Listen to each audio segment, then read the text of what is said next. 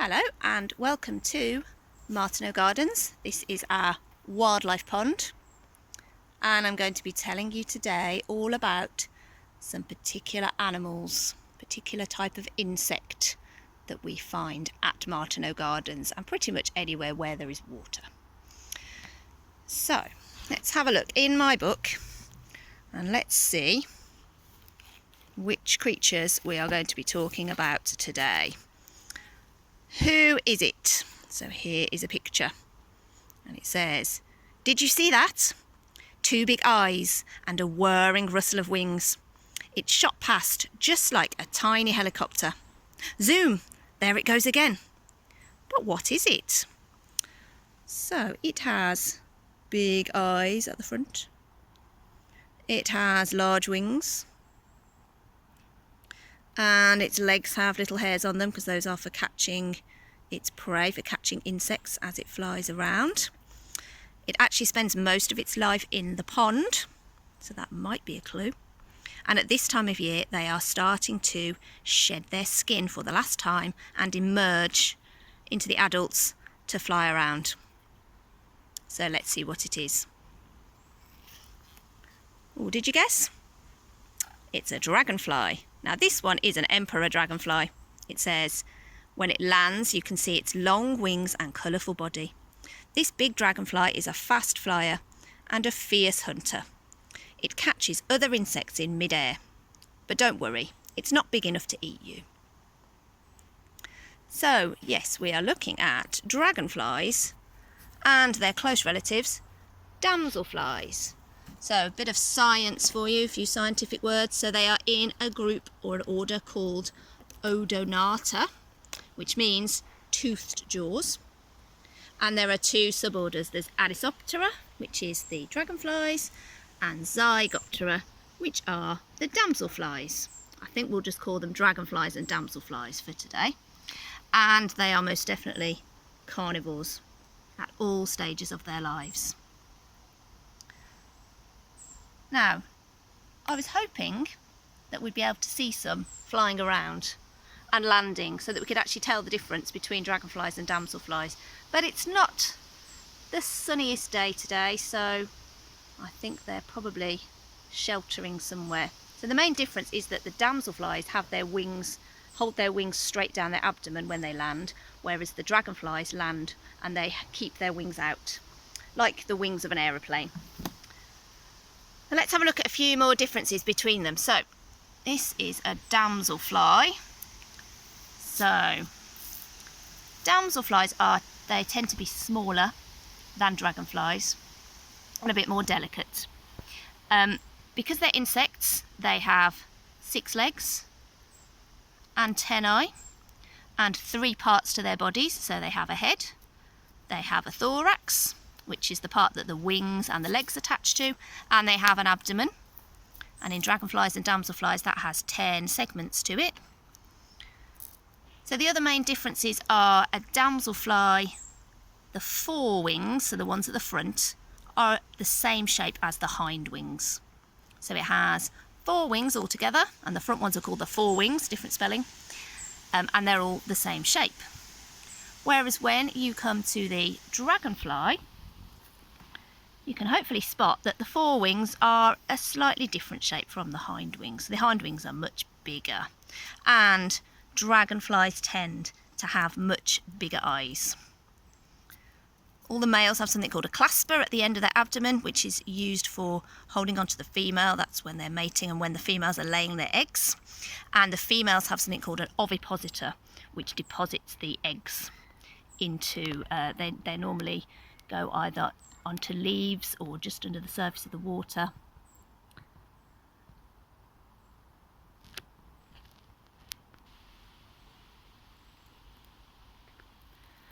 Dragonflies and damselflies have been on the planet for a very long time.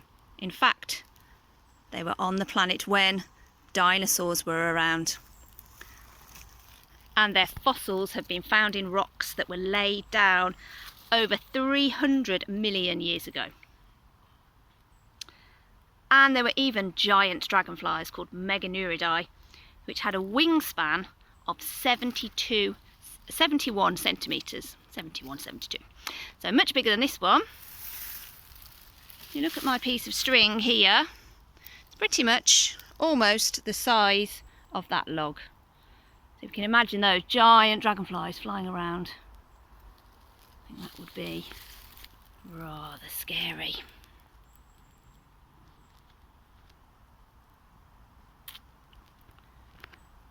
Dragonflies and damselflies undergo a change that we call incomplete metamorphosis. So metamorphosis means change, and that's the word that we use when animals change through their different parts of their life cycle.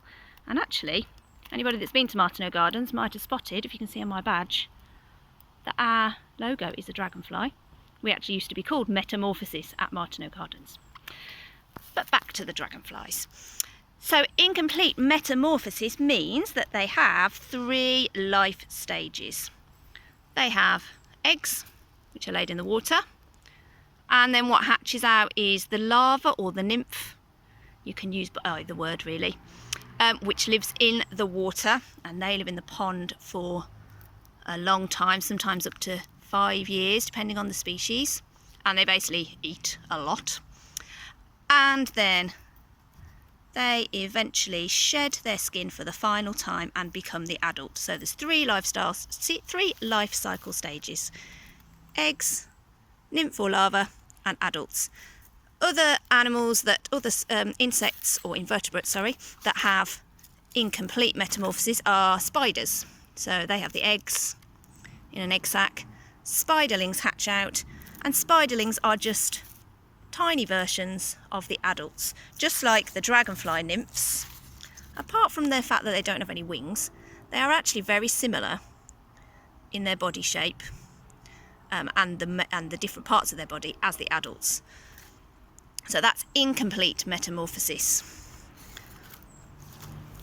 Other insects and invertebrates undergo something called complete metamorphosis. So that means they completely change. So the adult lays an egg, out of it hatches a larva, so in this case a caterpillar, and it then becomes a pupa. We call it a chrysalis, don't we, when it's a caterpillar? And then when it's inside the pupa, its body completely changes. It almost turns into sort of a mushy soup, and the body parts change inside and outside. And when it emerges, it looks very different as an adult. So there's a butterfly. Another insect that undergoes incomplete metamorphosis is, let's see if you can guess what it's going to be. It's a bit tricky at the moment. Oh, no, that's not the pupa. I've done that wrong. Here we go. Gave it away then, didn't I? Here we go. It is, of course, a ladybird. So ladybirds lay their eggs on a leaf. The larvae hatch out, and they look like little dragons, and they're carnivorous as well as the adults. So they eat. They also eat aphids, just like the adults do. Then they make a pupa, and again it completely changes inside, and then the adult ladybird hatches out. And another species, or another type of insect that undergoes complete metamorphosis, so it completely changes, is, right, see if I can put them in the right order, see if you can guess them this time. So there's the egg. It's been laid in a long cell. Here's the larva, which also lives pretty much inside the cell, like a grub really. And then we have the pupa. Can you guess what it might be yet? It's actually a bee. So lots of animals undergo complete metamorphosis, a complete change, but dragonflies and other animals incomplete, because it's not really that much of a change.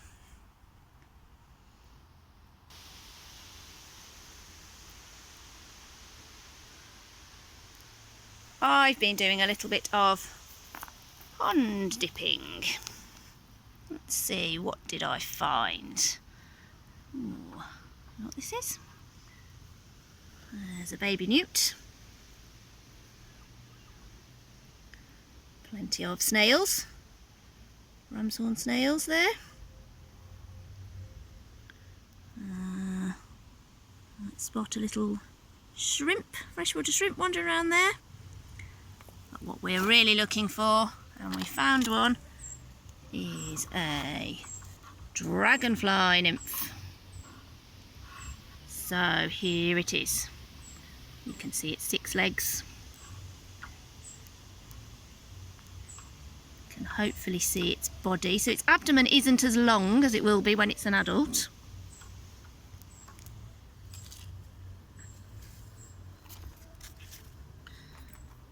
So they basically live in the water and keep growing and shedding their skin, their hard outer skin, 11 to 15 times before they're ready to emerge. They're often found hiding under silt or plant debris or in the leaves of water plants, so they can catch their unsuspecting prey as it passes by, and they can actually basically push their faces forward, push forward their mouth parts to grab their prey. So they're very effective predators, and that's basically their job. They've just got to keep eating and eating and eating until it's time for them to change. So when it's ready, it climbs out of the water for its final molt, so the final time of shedding its skin. It attaches itself by its claws to the stem of a plant or any other suitable surface, and then the skin splits behind its head. Now if you have a look, you may see we've got quite a few shed skins. That's a little bit of a shame, because when I came the other day we actually found some that were emerging from their skins, but there's none today. They're being shy today, but there are lots and lots of shed skins all over these reeds and irises.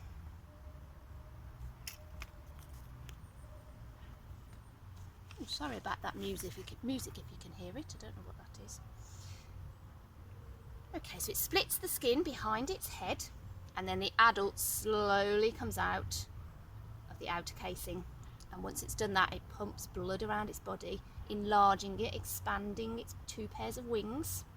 So it can take a while, and you have to be very careful at that stage because they're very soft and vulnerable. So if you touch them, or if they get rained on or something like that, that can damage them. And it can take between 1 to 3 hours or more, depending on if the weather's not so great. They might decide to stop for a while, and it usually occurs at night or in the morning. And eventually it leaves behind a skin, which is what we can see here, and they are called exuviae, or exuvia is one of them. Exuviae, lots of them. So if you are near a pond, or by the canal, by a river, have a look and see if you can spot shed dragonfly skins. Once you start to see them, you'll spot them everywhere. I've spotted 4 just in a small area. There's another one.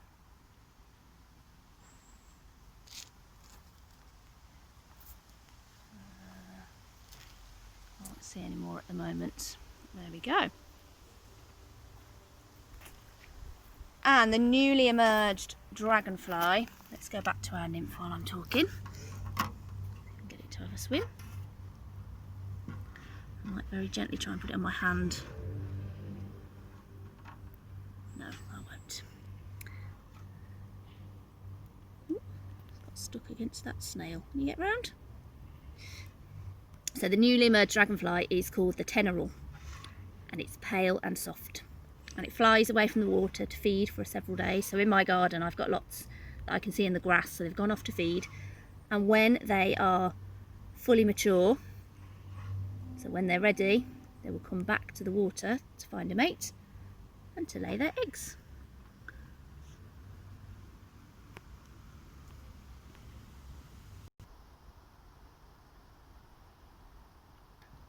This is quite a cool thing you can do. It doesn't have to be a dragonfly. You could use a different animal or a heart or anything like that. So cut out a shape from cardboard. You can get an adult to help you. And then you can use it to take photos through. So you can have a look to frame your photos. What should we have a look at through there? Oh, it's a bit dark that way. Let's have a bit of a walk down here.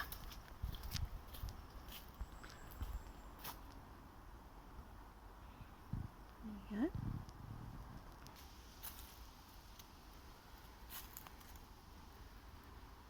You could look at things close up or far away.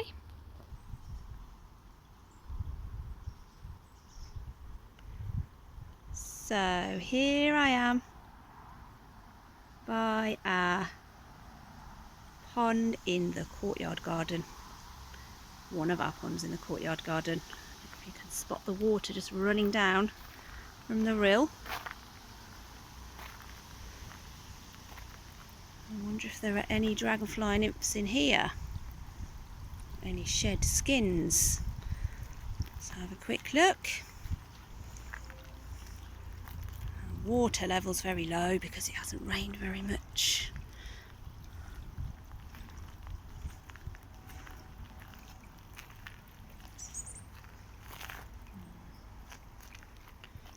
Can't spot any at the moment, but that's a nice view through my dragonfly frame.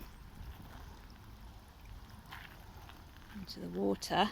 A beautiful lily pad down there. A lily flower.